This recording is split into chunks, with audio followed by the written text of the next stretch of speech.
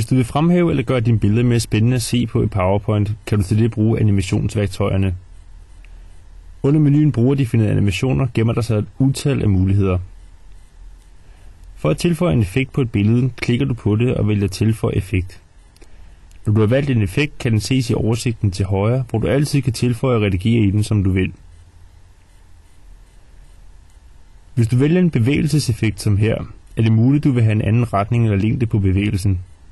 Du kan derfor altid tilpasse dette ved at flytte rundt på retningspilen med musen. Der er til en start 2 funktioner, du skal have for øje, hvad angår alle effekter. Den ene er, hvornår effekten skal starte, og den anden er, hvor hurtigt effekten skal køre.